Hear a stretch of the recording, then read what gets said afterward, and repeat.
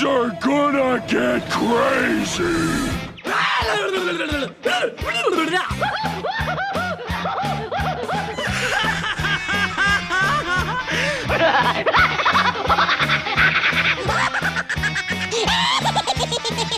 Most everyone's mad here. Oh yes, it is about time to begin. Hello and welcome, ladies and gentlemen, to an all-new episode of AniMat's Crazy Cartoon Cast. And let me tell you all, boy, is it great to be back here. And I really do mean that, not just in this podcast, but just in general, because honestly, just yesterday from when I'm recording this, I was actually on a little day trip, just a little getaway, spend some time with my family. It was really nice, but there was also a part of me that just misses being here, miss doing the work, miss doing what I love to provide some fun entertainment for you guys, whether it be through my podcast or through my videos. But the fine line is, I'm back and I'm ready to roll. But there is one important note that I would like to make regarding this episode of AniMat's Crazy Cartoon Cast. Well, let's all be honest about one thing about this week. In terms of animation news, it really has run bone dry. And it's honestly pretty rare that I would have this kind of situation, because sometimes, there would be some stories I would be prepared, but in this case right over here, there really isn't a whole lot to go and talk about. But I have devised a plan that can really benefit all of us. Because the thing is that I'm not going to be desperately looking into any of the major stories that are going on. I'm not going to be desperately looking into other stories or talking about random things. I'm not going to go and force myself to talk about 5 stories for this episode. So what I'm doing instead is that I have decided to go with just 4 stories that we will go and discuss throughout this whole thing. Now, there are a few of which that may not necessarily be about animation directly, but even though this will be a little bit shorter, I'm predicting maybe it's gonna last about an hour long, which maybe give or take. I could be wrong though, and some people might immediately see that when they're going to be listening to this on their audio podcast service, or rather if they're watching this on YouTube or something. But the fine line is that even though this is going to be a shorter episode, that doesn't mean it won't be any less interesting. It won't be anything that you would learn less about, and especially, even though it's still going to be interesting, it's still going to be something that you'll learn a lot, and most of all, it will be fun. And that's the main thing we're going to have here. This will definitely be a fun-filled episode. So with that said, chat wall, are you all ready for today's episode of AniMat's Crazy Cartoon Cast? Guys, let me go ahead and hear it right now. Say it! Are you all ready? Yes, yes, yes. All right, perfect.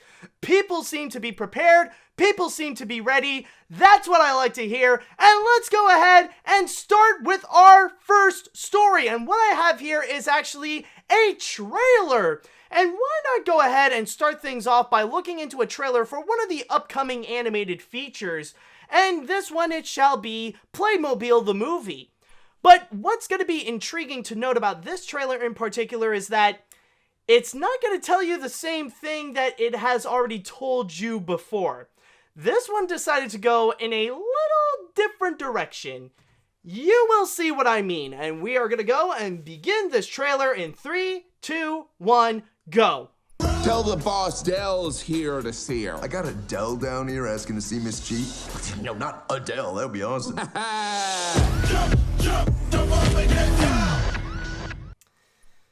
So yeah, that is Playmobil the movie. And you might remember from the previous trailers, this one does not necessarily have, actually, you know what? Just give me a sec, guys. Just need to fix up something real quick. Alright. Sorry about that. Okay, I'm back. So, what I was trying to say is that, if you may remember in the previous trailers, it really does put out a major vibe that this movie is just really trying to be the Lego movie. That's all that it gives out, that major sense, is that Playmobil really wants to go and try to cash in on that Lego movie money, and they're trying to put out their own movie. But not only that, but really give out that same kind of vibe where there really is that major similarities between the two, creatively as well. Even narratively, you do see like the parallels between them. And in the case of this trailer in particular, what is actually interesting is that they decided to go in a direction that is completely not like what they said before. Because you may remember in the previous trailers, this is not the story that they tried to present you. They try to say that technically the main story is that you got these two kids, and apparently the little brother decided to mess around with some magic that went all around the world of their little Playmobil collection, and then suddenly he and his sister got warped into the Playmobil world, and they have become Playmobils themselves. But the main character, however, is actually the big sister, and she has to team up with a variety of characters in order to go and save her little brother and escape the Playmobil world. That's essentially what the plot is about. Oddly enough, though, this is not what this trailer is trying to say here. Instead, how this trailer in particular is trying to portray is that technically, it's not really the girl. They're really emphasizing, for some reason, the spy, played by Daniel Radcliffe. Apparently, in here, they're trying to frame it like he's the main character, that this is all about the super spy that has to stop this nefarious plan that's happening all over the Playmobil world, and he somehow teamed up with this girl and a goofy truck driver. That's the main idea of what this is trying to sell. And honestly, I look at, oh my god, I just realized I just realized the Daniel Radcliffe spy, he has very similar glasses than I do. Like even the like you may notice in the trailer, like he has like a very, very similar pattern. Like if you look closely, it's a little bit the same as mine, actually. Holy crap, I never thought that me and Daniel Radcliffe Playmobil spy would share the same glasses. Wow, that's a non-coincidence, but that seems to be the weird thing about this trailer in particular, is the fact that they're really emphasizing that he's gonna be the main guy, like he's somehow the main selling point, and that you're about to see some cool spy elements. You're gonna see like some cool spy action scenes happening, starring this guy with the help of his friends as well, while also, in a way, Daniel Radcliffe is kind of playing a bit as this James Bond parody. That seems to be the direction that they really want to go. However, I look at this trailer, and honestly, I just feel like there's something that's a little bit weird, and for me, like, there's no other comparison that I can go towards other than the fact that this is pretty much copying Spies in Disguise, or at least it's copying the trailer. Now, I know that technically, yes, with Playmobil, their movie is going to be released first. Like, this one is going to be coming out sometime next month on August 30th. And Spies in Disguise, of course, that's going to be coming out on Christmas, like right at the end of the year. But the thing is here is that they're really copying the same kind of formula where the spy element seems to be the main selling point, that they really want to go towards the action, the gadgets, and like some of the funny comedic sidekicks that will be on the side, that will be joining this super cool spy. And honestly, I feel like there is a bit of that cheap element that it's not just the fact that they are kind of copying the trailer, but it's the fact that this trailer right over here, in a way, it's kind of lying to us. Like, if you have never heard of Playmobil the movie and you only saw this trailer, and if you got interested, this is not really what you're gonna get. I highly doubt that they're really gonna show a whole lot of the Daniel Radcliffe spy right over here. In fact, this is probably most of his scenes that you just saw.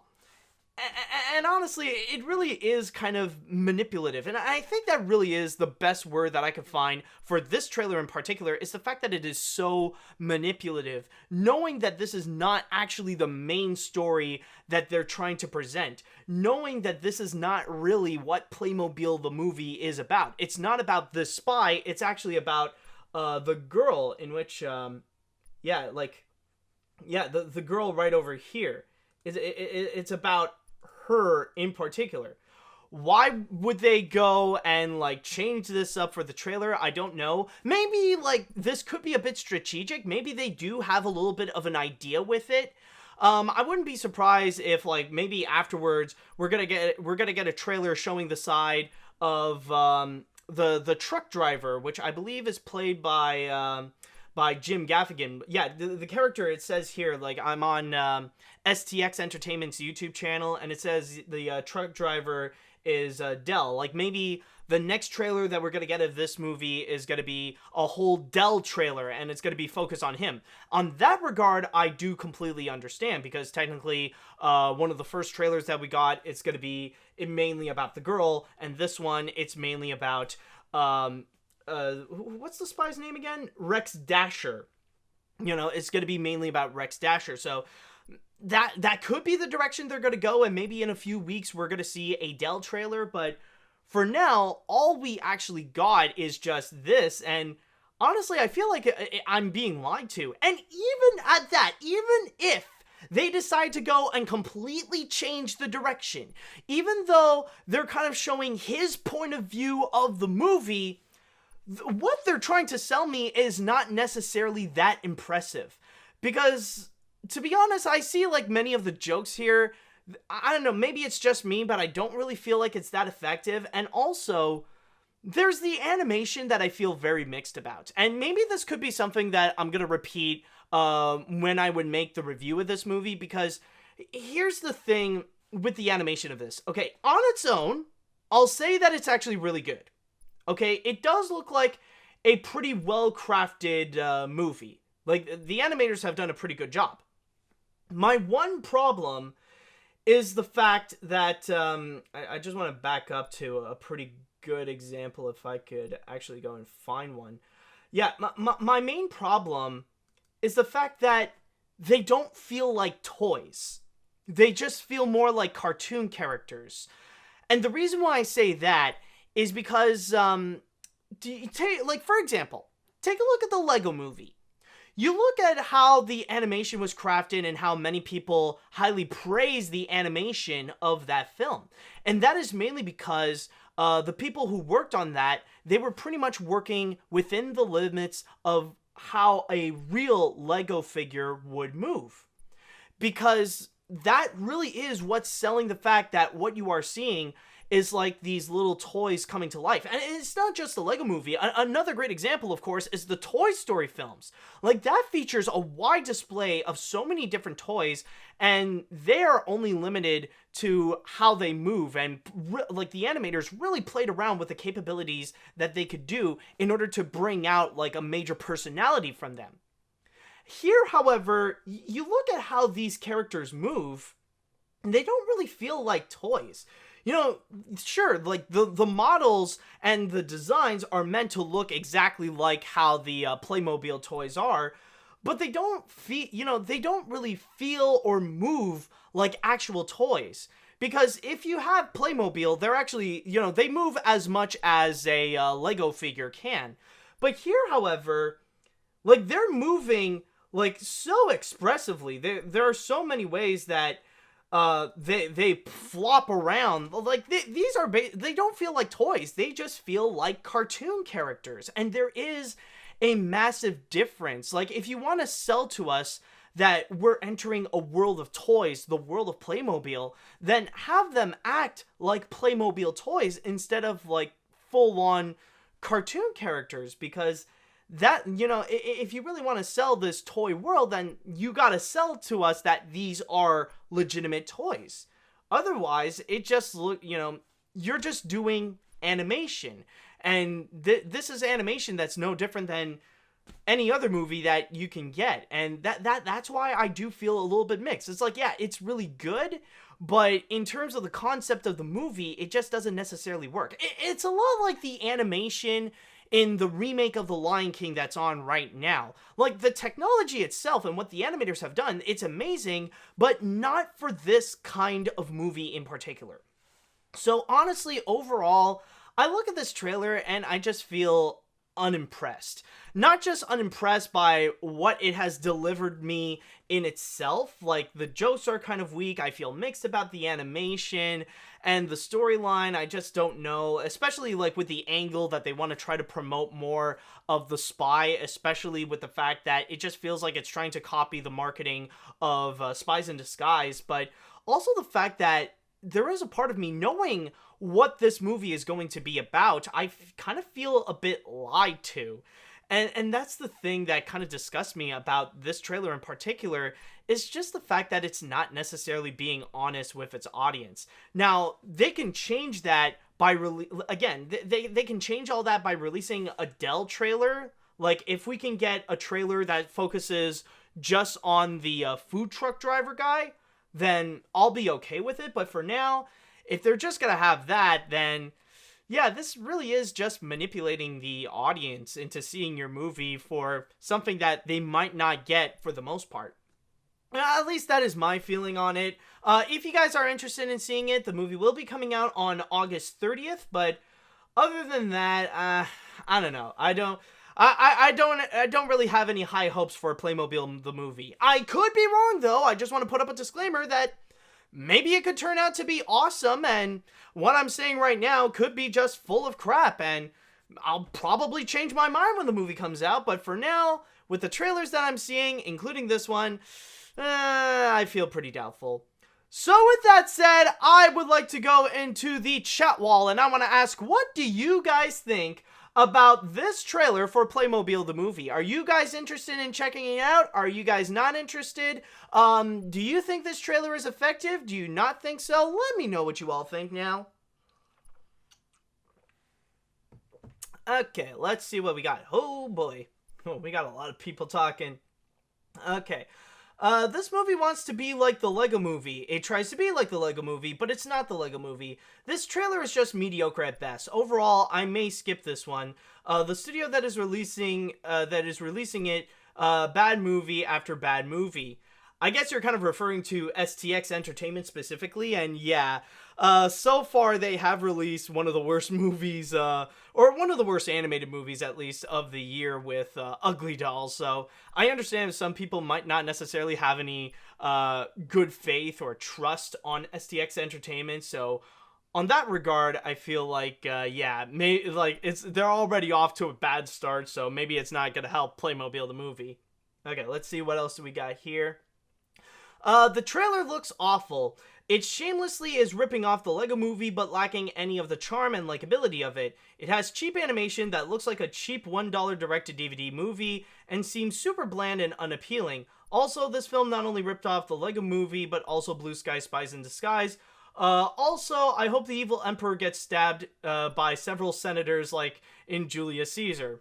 Well, honestly, I may not fully agree with you. I do feel like it is a bit exaggerated. Like, I know there's a lot of people that's just jumping on the hate of this movie, but I wouldn't say like I said before, I would disagree on the animation. Like, in itself, it does look pretty good. Like, this is from a studio that can provide some strong animation. Like, in terms of the computer animation, this is actually provided by AniMat's, the same people who did the computer animation for The Little Prince. And, you know, the visuals on that is good. They just need a pretty good direction. And also, yeah, like, I guess, like, that seems to be the main thing that a lot of people are really saying in the chat wall, is that this is nothing more but a ripoff of the Lego Movie. And as for the Julius Caesar comment, I wouldn't be surprised if they actually would do that. Like, considering that guy is supposed to be the whole villain of this movie, and I guess, like, he's supposed to be, like, a Julius Caesar kind of character, maybe that would be his way of, like, his comeuppance, or, like, his last line is gonna be, like, a tu brute or something like that, you know, just to really play around with, like, the Caesar jokes, you know what I mean? Okay. Let's see what else we got here. Yep, that's pretty much there's pretty much no hiding it. This film is gonna be awful. Sure, the animation looks fine, but the plot feels like a mess. The jokes do not work at all. And again, there's no hiding how much it wants to rip off the Lego Movie. Now, I've not seen Ugly Dolls yet, but regarding bad animated films based on toy lines that plagiarize other animated films based on toy lines, I'll gladly be sticking to Gibberish Cat. You sure, dude? Are you sure about that? Because you never know. Like, one thing that I'm not sure at all is regarding how Playmobil the movie is compared to how it is going to be compared to what the name escapes me for some reason. Ugly Dolls. There we go. I don't know why that escaped my mind, but yeah, honestly, I don't know, because there could be that chance, and I'll be open that maybe at the very least it could be better than Ugly Dolls. You never know. So honestly, just wait a bit until like this movie comes out and what people are gonna say about it, because I wouldn't recommend you to go and check out freaking Ugly Dolls, because not only is it bland and so forgettable, but it's also very hypocritical, and that's probably my biggest problem with that film. It's just the fact that it's so hypocritical in the way that it wants to come out as like, oh, be unique, be yourself, but you're literally trying to be like every other freaking animated film. So, like, really, why not you practice what you preach first before telling it to others? Yeah, that's my biggest issue with that. Okay, let's see what we got here. Playmobil doesn't look all that good. That this trailer is misleading and trying to be like the Lego Movie, but I will give this movie looks better than Arctic Dogs. I'm just hoping that Arctic Dogs does not get released in theaters or gets like a national wide release, because I don't want to review that film. Trust me, I've had bad experience with animated films set in the Arctic. I'll just leave it at that. Okay, let's see. Oh, someone actually has a positive comment. I'm actually hyped for this movie. The trailer looks awesome to me. I hope it will be good. Oh, wow. Someone actually enjoys it. Interesting. All right. Let's see now. I think this movie looks like fun, though I will agree that it does look like it's trying to be the Lego Movie. And I mean, it even got a character named Rex. You can't get much more similar to that. Oh, right. Oh, right. I think what this commenter is referring to is in the sequel. Yeah, there's that new character that's basically a whole parody of the career of Chris Pratt. Yeah, Rex Danger Vest, that guy. Yeah, you do bring up a very good point, actually. And it does seem like the spy character here, it wouldn't be that hard to imagine if he would be played by Chris Pratt. Like, it seems like the kind of role that Chris Pratt would do. So there is that. I'll hand it to you there. I'll go... excuse me. Oh, boy. I'll go and read one more comment, and then we're going to jump on to the next story. I don't want to see this. It looks like Playmobil, by the way, what the fridge is Playmobil, is trying to cash in on the Lego Movie without even knowing why the Lego Movie worked. Sadly, you'll probably have to see this in order to review it. Well, of course. Oh, boy. Okay, yes.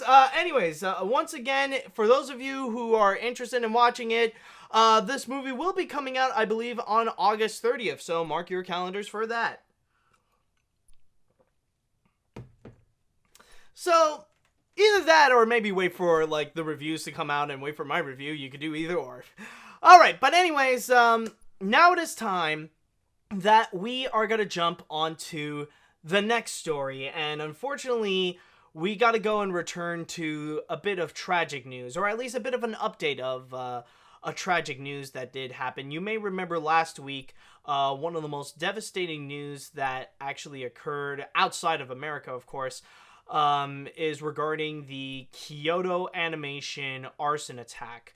A deadly attack that ended up happening in one of the animation studios of KyoAni, and it killed off 34 artists, animators, and employees at the studio, and leaving an additional 34 people completely injured in the incident. It was a moment that the entire internet and not only the entirety of Japan, but also the anime community and the animation community has mourned for this horrible event. I don't think there's been any other time that something like this even happened in the animation industry.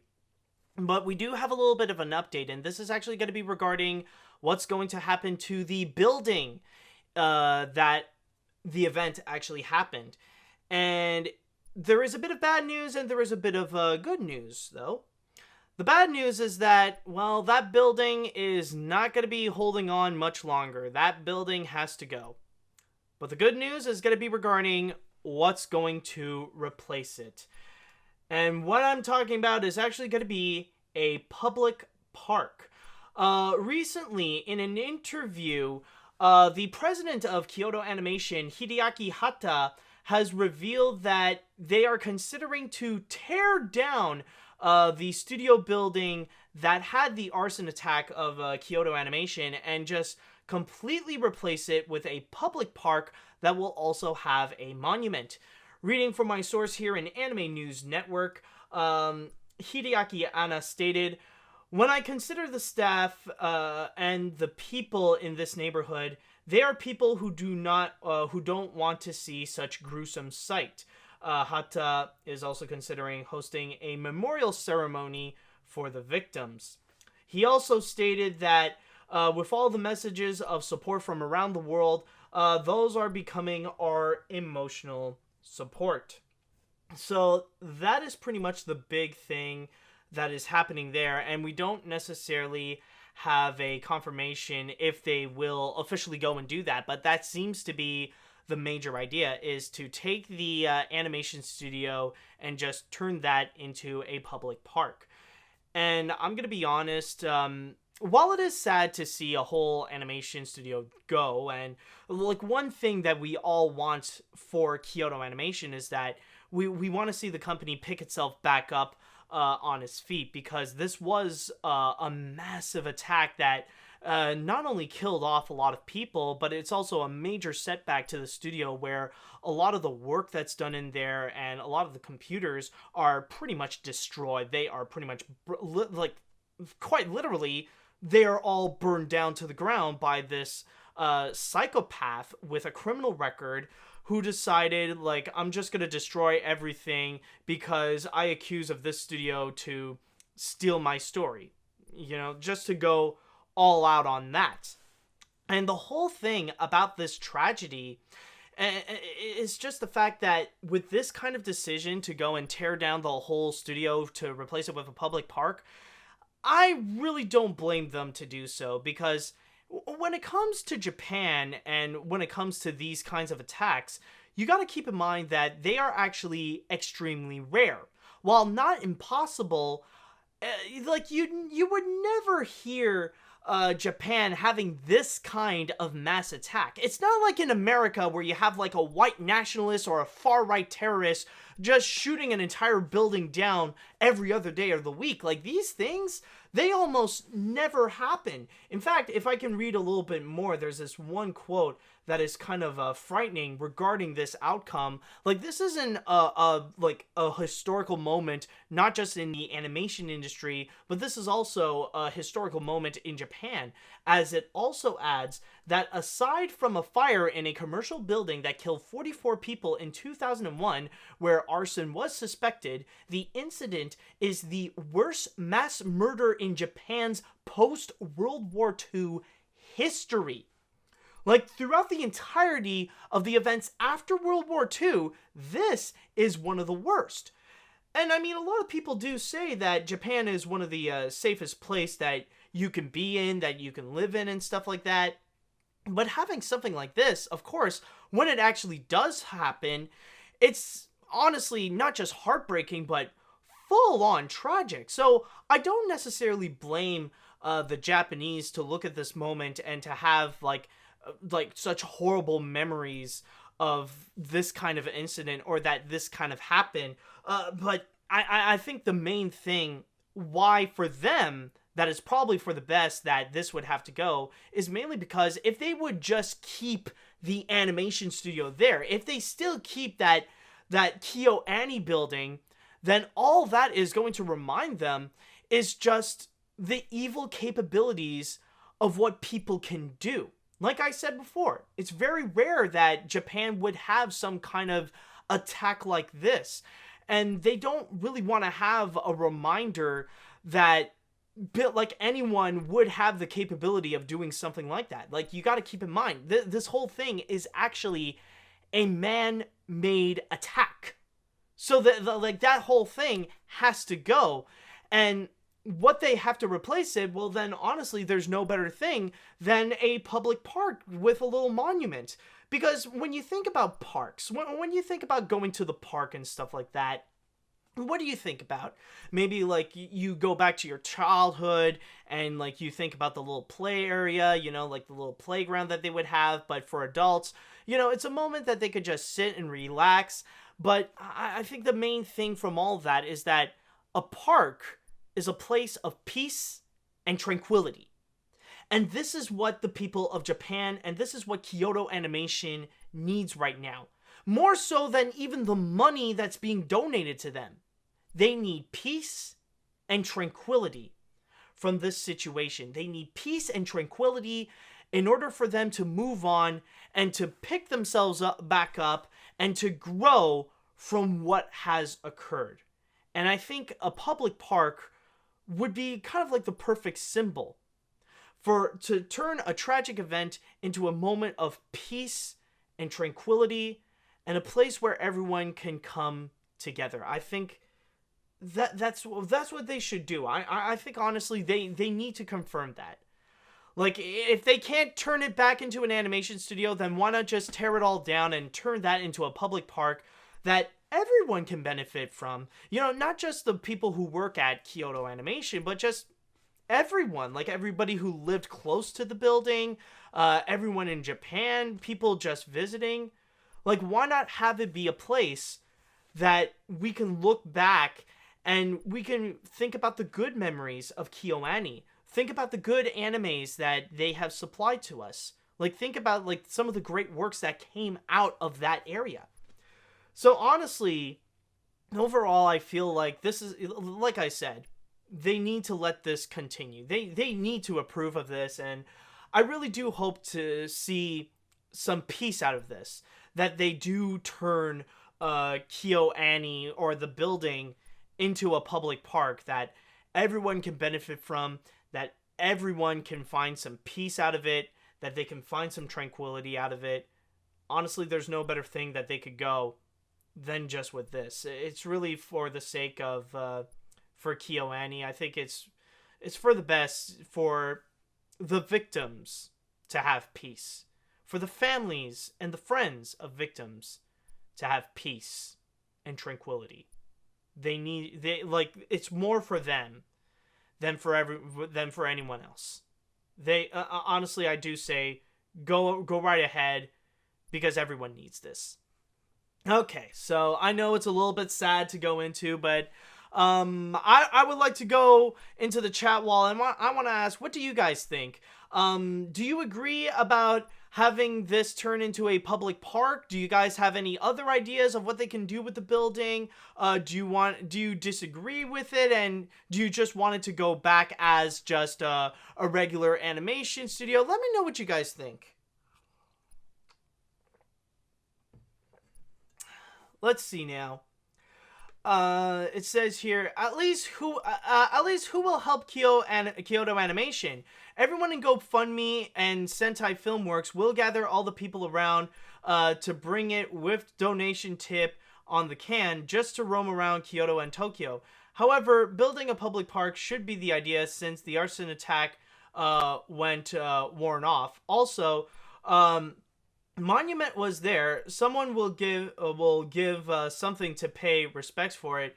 Maybe make peace and tranquility. Amen. And yeah, especially like now we know for a fact that they would have the money in order to turn the building into a public park, because all the major donations that are coming for Kyoto Animation. I mean, of course, like the top priority is going to be for the families of the victims, you know, for them to heal in this situation, because they got affected by this more so than most others. Well, not just the families of the victims, but also like the survivors. Like, they're gonna need it. Like, those people do need it more than others. But, like, they got, like, so far, the donations that have been given, there is so much money that they can make, like, 5 public parks out of this.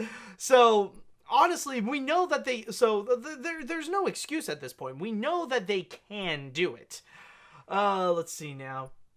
It's interesting that they would replace it with a park.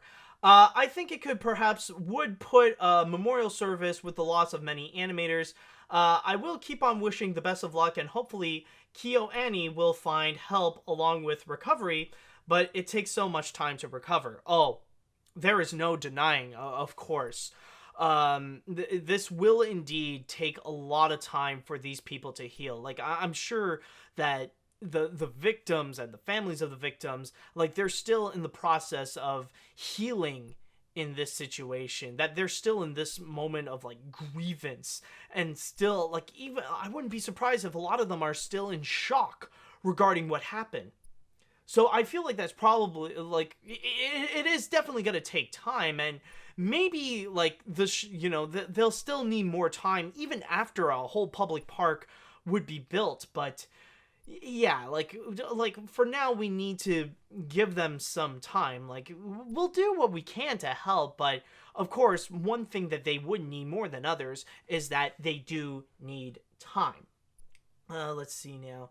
I can see what Kyoto Animation is trying to do, and I do like the idea of a park replacing the building. I really can't think of any other option for them, and I respect and approve of their choice. Okay, let's see now. This sort of reminds me of London's Crystal Palace in Hyde Park. In 1936, the building was burnt down to the ground. As a result, the Crystal Palace was fully demolished and has been turned into an open area, leaving only the dinosaur part of the palace to remain. However, unlike Kyoto, London fire was an accident. Kyoto was by a deranged man, of course. Of course, this is not necessarily the first time that something like this has happened. Like, there are moments in history in the past where we do see that, an attack has occurred and that area has been turned into a memorial service. Another great example is Strawberry Fields. Now, I could be totally wrong in that situation, but Strawberry Fields is made in honor of John Lennon, because John Lennon lived very close to that area of Central Park, and it was just near that building where he got shot dead by a deranged fan. So that's why you have that little area that's more quiet than others, than any other place in Central Park. And plus, of course, you got the little monument that's on the ground, that's like a little art piece that says "Imagine." If you're in Strawberry Fields in Central Park, you would know what I'm talking about. I'm like, again, I could be totally wrong about that, but that's what I think. That's just another example. Okay, I'm just gonna go and read one more. Let's see here. I said it once and I'll say it again. The KyoAni attack wasn't just heartbreaking, it was full-on sickening. So I'm really glad the people of Japan can band together to pay their respects to those lost lives. To those who lost their lives in the arson, you may not be able to read this, but either way, rest easy. Good words, my dude. Good words.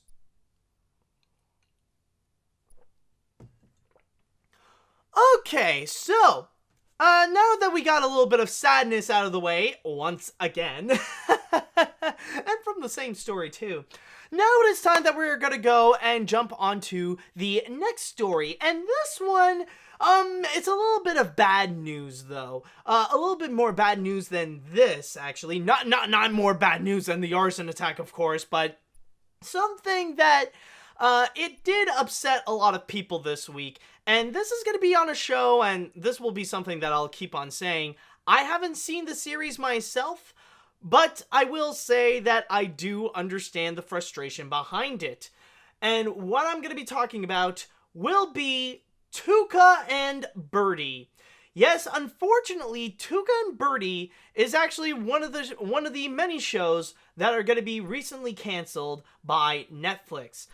In this article of Deadline, it stated that Designated Survivor is another one that's canceled, but the one that we're going to be focusing is going to be regarding Tuca and Bertie, in which it is a highly acclaimed series on Netflix, getting raving reviews, not just from critics, but also from audiences as well. And in case you guys don't know what it's about, I'm just going to read it right over here from my source on Deadline, as it states... Tuca and Bertie, which has been well received by critics with a 100% fresh rating on Rotten Tomatoes, is an animated comedy series about the friendship between Tuca, a cocky, carefree toucan, and Bertie, an anxious, daydreaming songbird. The series is also featured the voice of Stephen Young and guest performers Nicole Breyer, Richard E. Grant, John Early, Reggie Watts, Tig Notaro, Amber Ruffin, Jermaine Flower, and Tessa Thompson, among others. Netflix put out a statement about this by saying, Lisa Hanawalt created a relatable yet whimsical world in Tuca and Bertie. We're grateful to Lisa and her fellow executive producers, Raphael Bob Waxberg, Noel Bright, Stephen A. Cohen, and executive producers and the stars, Tiffany Haddish and Ali Wong, along with all the writers and animators for sharing the funny and dynamic female bird duo of Tuca and Bertie with the world. While Tuca and Bertie won't have a second season, we're proud to feature this story on Netflix for years to come. Now, regarding why is it that they're getting canceled after just one whole season, it states that the streaming services executives have said that their cancellation decisions are made after examining cost versus viewership for each show. And that's so far the only piece of information as to why we got this cancellation. Even though this is a very well-received show, even though this is a series that a lot of people are really loving, it gathered a huge following, apparently they decided, nah, it's not good enough, we're just going to be canceling it after just one whole season, and that's pretty much it. And funny enough, though, just a few days afterwards, and it feels like massive bad timing, apparently Netflix decided to go and make the announcements that they are renewing seasons for some of their other successful shows, including BoJack Horseman, Disenchantment, F is for Family, and especially giving 3 more seasons to Big Mouth. And some people have viewed that as a bit of damage control after the massive backlash of the cancellation of Tuca and Bertie. That a lot of people came out and just really went all out on Netflix. I've even seen so many articles about like why this was such a bad decision, why a lot of people are very disappointed that it got canceled. And like, honestly, this is probably the biggest upset that I have ever seen over a show on Netflix that's just being canceled.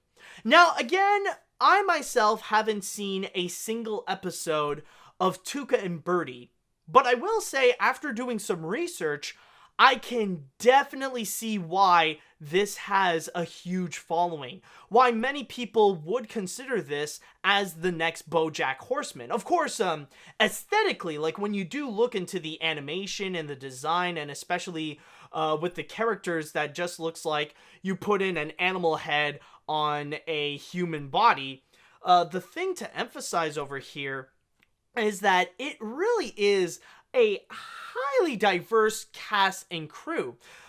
This was actually created by a woman, Lisa Hanawalt, and on top of that, you actually got prominent stars that are people of color. In fact, the main characters are played by women of color, with Tiffany Haddish and Ali Wong.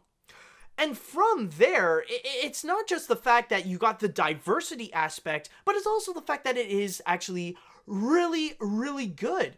And on top of all that, it's also a show that I would say it's almost mythological. Because this is actually targeting a specific audience that is never even considered for animated projects in general, rather it be movies or TV shows, rather it be anything like that. This is actually a series for adult women. How many times have you ever heard of an animated show that is made by a woman, made for women? Like it's mainly for them that they want to go and feel related to. Almost never. Like practically never. It's like even for me, I'm having such a difficult time to think about an animated project that is aimed for adult women. Of course, we can think of a lot of show that's aimed for girls and stuff like that, but for adult women specifically, for them to mainly relate with Tuca and Bertie and for them to enjoy, it's not every day that you would hear something like that. And that's kind of like the beauty, and that's why it has such a cult following. It's mainly because of the aspect that it's so unique, not just from the people behind it, but with what it's trying to do, what it wants to say, and who they want to do this for. It really is that one-of-a-kind show. And I mean, sad to say, but even in this day and age, even though in the animation industry we have seen a lot of progressiveness and a lot of subject matter that they're finally getting into, unfortunately the animation industry is still considered a bit of a boys' club, that there is still a bit of that sexist environment that's happening within the industry. And this is not aiming towards specific studios. Like, this isn't just like a Pixar problem. This is like happening all around, like on Cartoon Network, on Nickelodeon, at Sony, at DreamWorks, like in everywhere. There is still that boys' club mentality happening in the entire industry. So having a show like this that is actually created by a woman, that the main target audience is for older women, it's almost one of a kind. And this really is kind of like a groundbreaking series that can open brand new doors for women in the animation field. Like, it was really close, and the fact that Netflix decided to just cut that off, like, right in the first season, right, like, when they got their foot onto the door, like, like, I do understand how some people can view this as a little bit of an insult. And on top of that, I feel like there is something right over here that this isn't just a bad decision from Netflix, but I feel like Netflix themselves really shot themselves in the foot. Like, this is a really terrible mistake that they kind of screw themselves over in the long run. And for that, I actually do have two reasons for it. Reason number one is mainly because you definitely need the trust of the animation people. Like, you need the trust of the animation community, because more so than anyone else, like, I've seen a lot of people who are upset in the animation community that are just pissed off of the fact that, oh, they're canceling Tuca and Bertie. That sucks. You know, they decided to go and cancel that, and now a lot of animation people are just really mad at Netflix. They're really upset. And you know, they're kind of like bummed out, and I see a lot of rants happening on social media. Like, forget the columns that I found, like, oh boy, like on Twitter and on Facebook, it's like a freaking war zone. Like, they are enraged at Netflix for doing this. And with Netflix, you gotta keep in mind that they want to try to have a prominent animation presence. Like, that's kind of like their biggest goal that they want to do with the platform right now, is to have this big animation presence where they really embrace the medium, and that they bring in a whole lot of people from the animation field that are very well respected and very well known.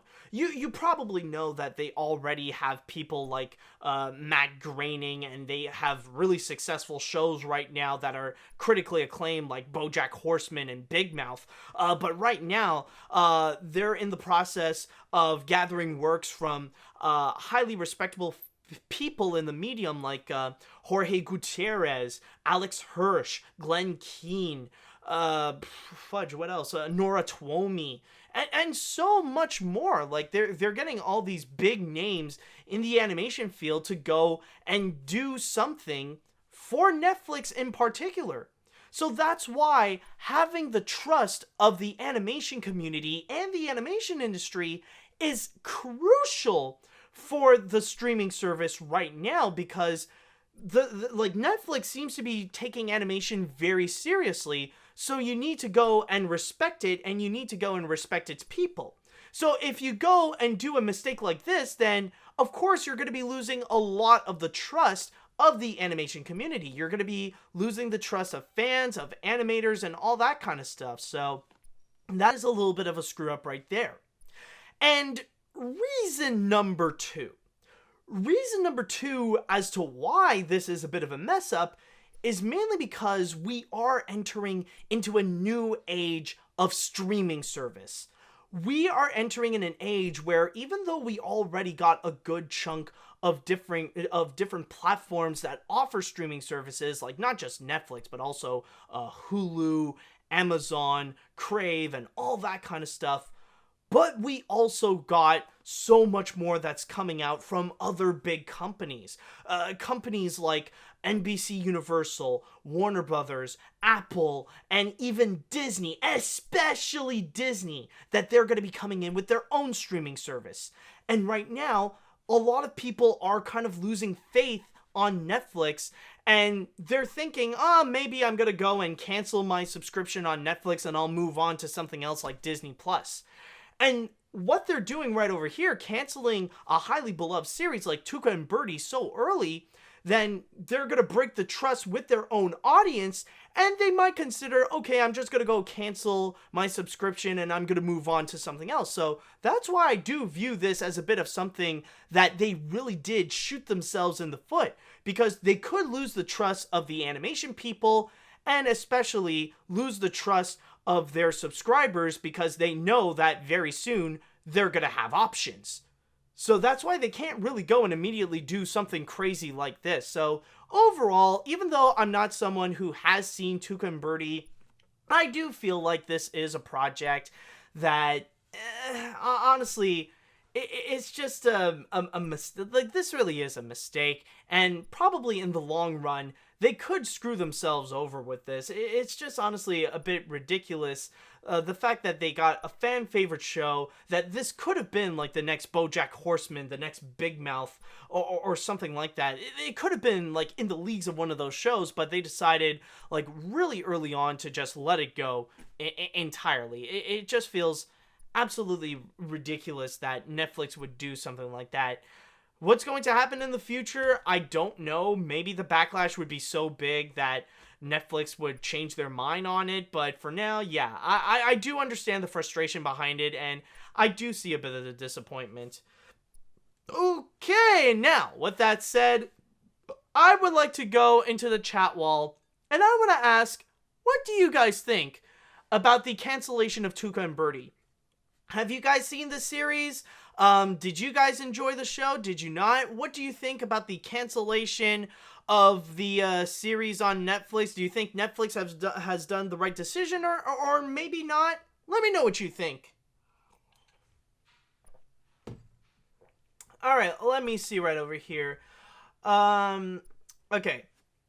I am so ticked off when Netflix canceled Tuca and Bertie in the same way the company cancels Skylander Academy.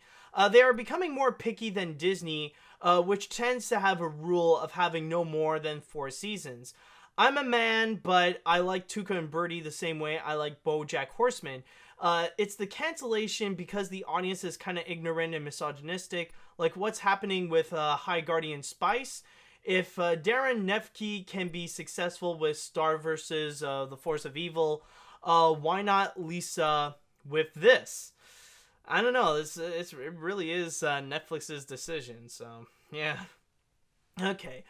Let's see. When I first heard the news, I was utterly gutted, but I do remain optimistic that Tuca and Bertie can bounce back like Brooklyn Nine-Nine, AP Bio, and One Day at a Time, where they got the boot from their original network. I hope Final Space, coincidentally both made by Shadow Machine, does not suffer the same fate.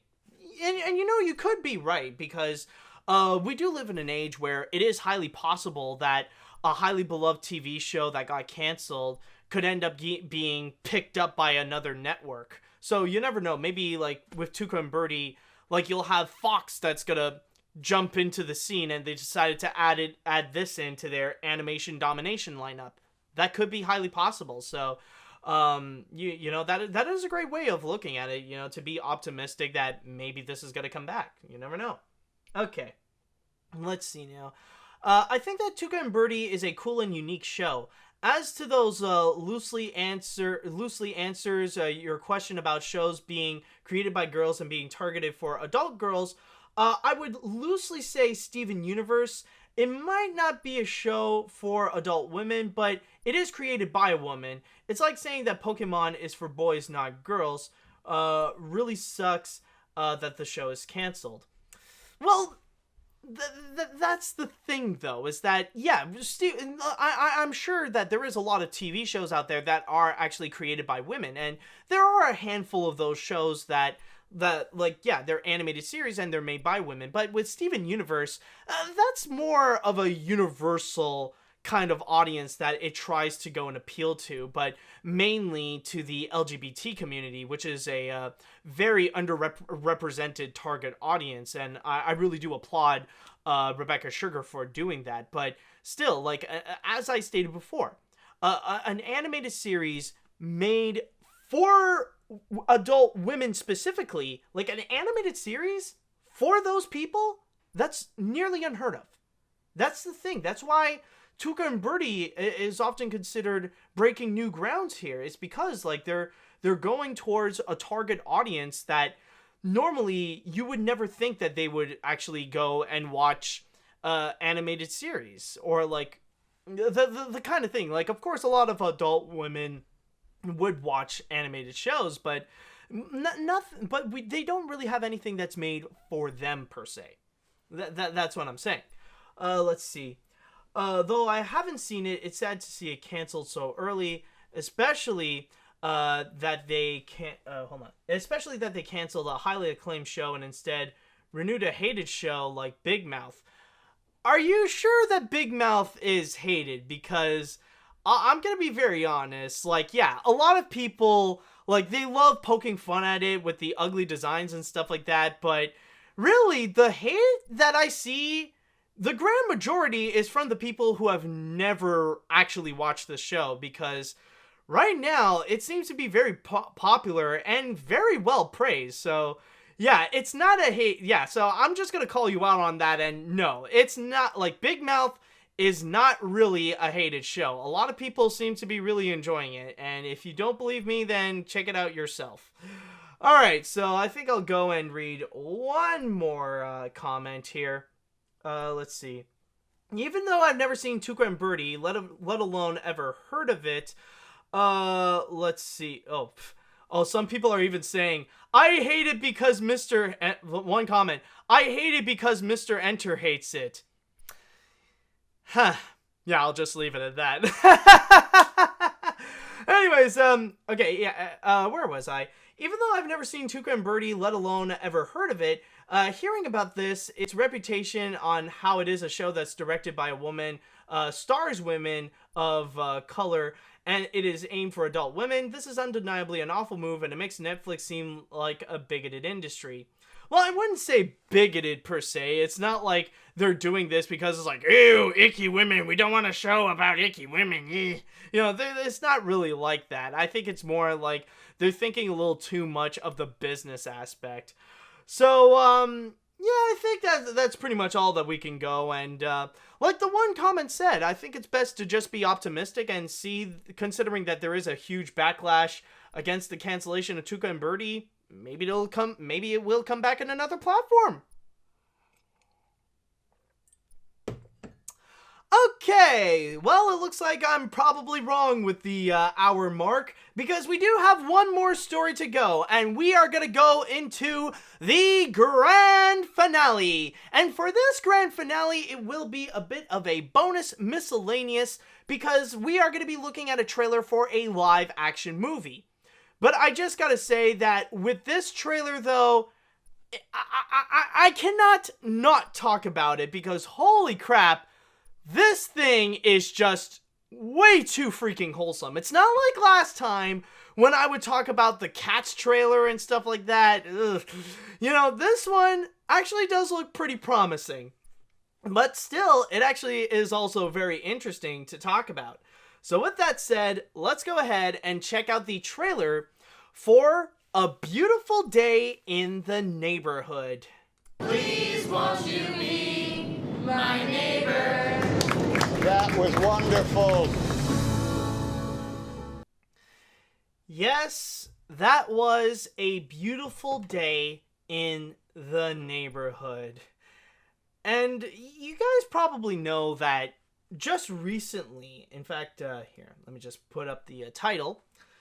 You guys probably know that Mr. Rogers did get a recent popularity boost, especially coming from the documentary from last year, probably one of the most well-known documentaries from 2018, Won't You Be My Neighbor, in which a lot of people say that one of the biggest Oscar snubs is the fact that the documentary itself did not even get a single piece of recognition, not even like an Oscar nomination for Best Documentary, because it really did move a lot of people, and it gave everyone a new perspective on Mr. Rogers and why he is so much of an entertainment icon, and why so many people loved him as a child. And yeah, like the way that you see him on television and stuff like that, he really is a lot like it in real life. Like, he really is that kind of person that's just so wholesome and,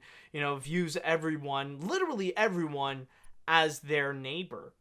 And especially in considering in this hate-filled, divided time, that we would need someone like Mr. Rogers nowadays to help find some unity, to attack any of like the ideologies that Trump is trying to spread with bigotry and discrimination. Like, you know, we need an anti-Trump person like Mr. Rogers in this day and age. So that's why the popularity of him has grown very big. So of course it wouldn't be that surprising that we also got another movie like this with Mr. Rogers, with A Beautiful Day in the Neighborhood. But I'm going to be very honest, throughout watching this trailer, and I don't know if I've seen other people already state this already, I wouldn't be surprised if they have, but watching this, I feel like there is only one other movie to compare this to. Like, honestly, I look at this, and it's like beat by beat, it's following the exact same patterns. And the one movie I'm talking about is the 2013 film Saving Mr. Banks. You might remember Saving Mr. Banks, the movie about the, not necessarily the making of the film, but the inception of Walt Disney's 1964 classic Mary Poppins, featuring Emma Thompson as P.L. Travers, the original author of Mary Poppins, and of course Tom Hanks is also featured there as Walt Disney. And in here you do see the same things as well.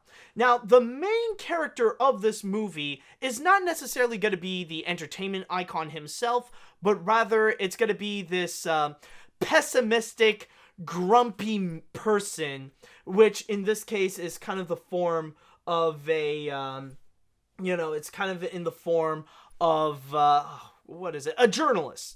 Like, you got this pessimistic journalist, you know, he's just there because he just has to do his job, and then he has to go and meet up with the other main character, who is the magical entertainment icon. And the reason why I say he is magical is mainly because we all know this person, we all recognize their name and what they can do and the works that they have given to us.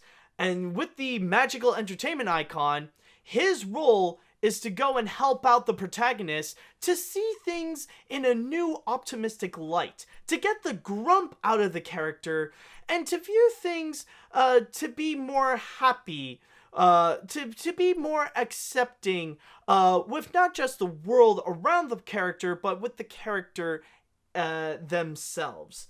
And coincidentally enough, here it is also played by Tom Hanks, where last time with Saving Mr. Banks, Walt Disney is Tom Hanks, and now the same thing over here, Tom Hanks is Mr. Rogers. In fact, that's kind of like the main selling point.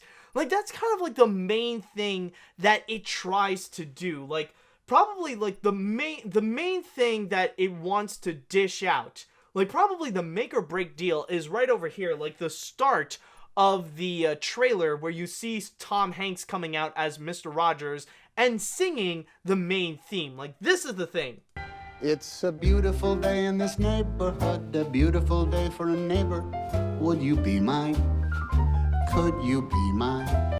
That's the main thing. For a lot of people, that's going to be the part that would say, do you want to watch this movie or do you not? Because why else would you want to go and see this film other than, oh, well, Tom Hanks is playing Mr. Rogers, or at least in the perspective of the general public.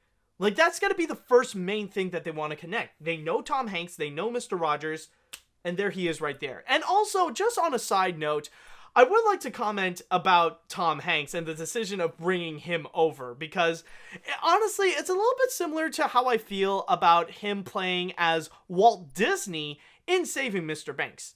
Because the thing is with Tom Hanks, he is one of the most recognizable actors in terms of his appearance, with his looks, and also the way that he sounds. Like, when you see a movie, like, you'll know when that's Tom Hanks. Like, he is like, you cannot compare him to anyone else. You see Tom Hanks, that's definitely Tom Hanks right there. And even with Saving Mr. Banks, it's kind of a weird and funny decision because, like, if you get like a side-by-side picture of like Tom Hanks and Walt Disney, they look nothing alike. And especially they sound nothing alike either. And when you watch the movie, like, you don't really see Walt Disney himself. You see Tom Hanks as Walt Disney. But this is not to slam him, not to say that this is a terrible casting decision, because of course, considering that Tom Hanks is one of the most recognizable actors, it's not just because of his appearance and how he sounds, but also because he is very talented. He's not just one of the most recognizable, he's one of the best actors around. And that's one of the best things about Saving Mr. Banks is the performance by Tom Hanks. It really is incredible. And in here, it's a little bit of the same thing. It's not really Mr. Rogers that you're seeing. It's more like, yeah, this guy is Tom Hanks. Like, like this shot over here, like, it's there's no denying. It's like, oh, this is Mr. Rogers. No, it ain't. That's freaking Tom Hanks right over there. But I will give this movie credit that Mr. Rogers, or Tom Hanks, does look a bit more like Mr. Rogers than Tom Hanks looks like Walt Disney. There are a bit of shots where you do see some moments where it does look a bit like Mr. Rogers. You know, like, you move a bit forward, and there are some shots, it's like, okay, you kind of see it a little bit. It's like, you know, like, in a different perspective, you do see the visual similarities with, yeah, like when he has his face, yeah, like when he has like a side profile. Stop, there we go. That kind of does look like Mr. Rogers. So at least visually, there is a bit of a resemblance. And, you know, I'm not going to be looking much into the performance because it's Tom Hanks. I know he's going to give out an amazing performance here. But, you know, honestly, it is a bit of an interesting casting that I would like to see. But I will say, though, that when it comes to this trailer, oh my god, there's no other way to describe it, but it is freaking wholesome as F. Like, you could tell that it's trying to sell this as a feel-good movie, that this is going to be absolutely heartwarming, and of course, it's going to try to go and capture the spirit of Mr. Rogers and the message that he tries to bring out in terms of like unifying people, that we should all look at each other as our neighbor. You know, and there's a lot of like really heartfelt moments, down to the point that you don't want to be that guy who's against this film. Because honestly, if you say that, oh, this movie sucks, then you're just going to be that jerk who just hates, you're just going to be that jerk who hates life itself. Like, you don't want to be recognized as that guy who is known as a Mr. Rogers hater. Like, why would you do that, man? You know, like, why would you want to have that kind of reputation as the Mr. Rogers hater? It's like, what did Mr. Rogers do to you, dude? Seriously, and especially when looking at this, it's just, I just feel like everything is just absolutely lovely. It really is, and especially like that ending piece where you see everyone in the metro station, and they're all singing the theme. Like, everyone comes together, like, everybody is united, like, you got cops, you got people standing on the side, you got people, like, it's a very crowded subway, and, like, they're all singing the main theme song because they see Mr. Rogers is there. And, you know, I feel like that's gonna be the main thing about this movie, is that it really is the heart. That's kind of like, it's not just Tom Hanks as Mr. Rogers the main selling point, but also the heart is going to be the main selling point, especially in the factor that this is going to be about the magical entertainment icon trying to give a new light, give hope to the grumpy protagonist.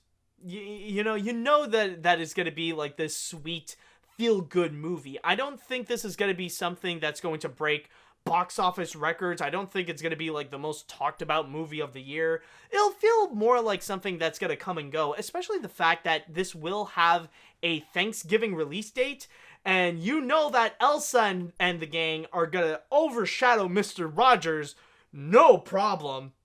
Like, the only way Mr. Rogers can ever get like any sort of fame, like if he wants to get recognized in movies, well, he would have to go and appear in Frozen 2. Like, just have this surprise twist ending.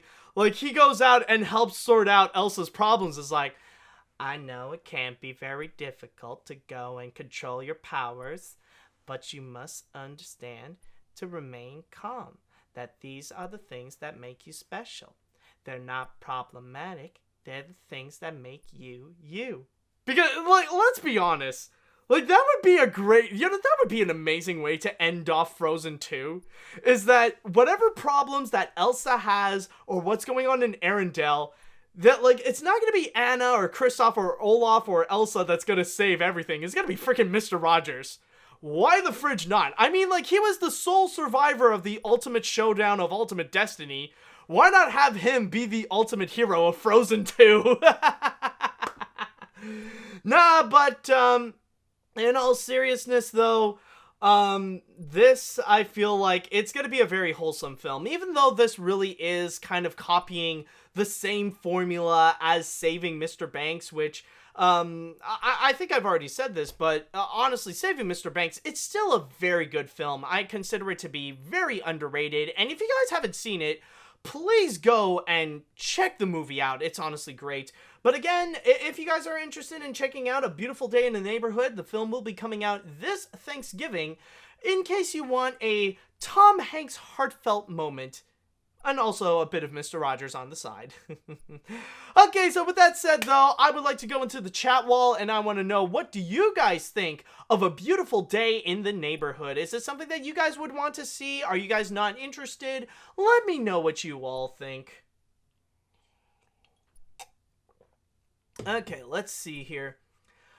Tom Hanks makes a great Mr. Rogers. I could even say his performance as Fred is better than his performance as Walt Disney in Saving Mr. Banks. I would like to call it a spiritual successor to the original Mr. Rogers Neighborhood called Mr. Hanks Neighborhood. Well done, Sheriff Woody. You took the role as Fred Rogers to infinity and beyond. All right, we got some optimism here. Let's see. I'm a little bit skeptical with this. Mainly, Hanks is Mr. Rogers, and the writing, however, the movie is directed by Marielle Heller, who did The Diary of a Teenage Girl and Can You Ever Forgive Me last year, which I did like. Oh, that is a very good point, actually. So it might work, even though I didn't watch a lot of Mr. Rogers when I was a kid, but the documentary was really brought me to love Mr. Rogers, and as a Pennsylvania native, fingers crossed that this is not a disappointment. Yeah, that is true, because this is still like one of those based on a true story movies, which is starting to grow a lot of momentum, especially with films like Bohemian Rhapsody and just recently with Rocket Man. Like, you never know that, like, they could take this and they could alter it, like, even make things up that didn't actually happen in real life just to emotionally manipulate the audience. In fact, that is kind of what they did a little bit with Saving Mr. Banks. It's not the most accurate movie out there, especially with the way that they ended off when the screening of Mary Poppins is over. Like, yeah, we don't have that awkward moment of the ship has sailed, Pamela. Like, yeah, we don't have any of that scene in particular. But who knows? Like, maybe it could be good, but like it could be a disappointment. We'll just have to wait and see. Let's see. When I saw Won't You Be My Neighbor, I was moved, and in wondering of Friend Rogers. At first, when I heard that Tom Hanks was playing Mr. Rogers in a new movie about the famous guy, I was curious by wondering how they were going to tell this story differently since the documentary came out. But then I saw this trailer and I got interested. Man, Tom Hanks was perfect enough as Mr. Rogers, but the man got the tone and mannerisms of the neighborhood guy we love to this day, and the story as an investigator. Oh, yeah, definitely. Wow. Tom Hanks is really getting a lot of love for this. All right, let's see now. Hey, Matt, Won't You Be My Neighbor? I'm honestly very excited for this movie. I did see Won't You Be My Neighbor last year, and it was very well done and a tearjerker. I honestly hope this movie will be the same as last year's movie. As for Tom Hanks, they are both very similar to Mr. Rogers via personality. Hanks is the closest person to be like Mr. Rogers. I'm glad they find the right person to cast him. Overall, I'm ready to see Mr. Rogers again on the big screen, along with Frozen 2. Oh, that's nice. Well, it's nice to see that people are pretty optimistic about this one. I think Tom Hanks is a great choice for Mr. Rogers. I could see Mr. Rogers in Hanks. Where the fridge is it? Okay. Also, the one thing I hope is that Sony treats it with integrity and respect. Mr. Rogers is just one of those things that you don't mess around with. I look forward to seeing what they do. Yeah, that's a very good point, because if this movie turns out to be a disaster, it's gonna be on Sony that they are gonna be dealing with a lot of angry people. Okay, let's see. I'm just gonna read a few more. As great as this movie looks, I think it's a dumb idea to cast a guy with a southern accent as a native Pennsylvanian like Fred. Oh well, I'm gonna see Mr. Gump's Neighborhood anyways. Oh, that could be a great alternative title, Mr. Gump's Neighborhood. It's a beautiful day in the neighborhood. All right, Mr. Rogers, what's your philosophy on life? Well, life is like a box of chocolates. Isn't that right, Mr. King? Okay, anyways, one more comment to go. Let's see. The movie looks nice. I really want to see Frozen 2, but now I'm having second thoughts. A serious movie or a heartwarming movie. I'm excited, but this movie, not sure. Might as well make Mr. Rogers the main character of Frozen 2 or a secondary character. Yeah, let's just blend it all together. a beautiful we're going to call it Frozen 2, A Beautiful Day in Arendelle. Okay, but I think with all that said and done, I think that should conclude this episode of AniMat's Crazy Cartoon Cast. So, hopefully by next week we will get a bigger supply of animation news. But I will say that we definitely had a lot of fun with the stories that we had today. So I definitely had a blast, and hopefully you guys had a great time too. And hopefully we will have more of a great time in the next episode. So with all that said and done, I just want to say thank you guys so much for watching. And until next time, see you later, dudes!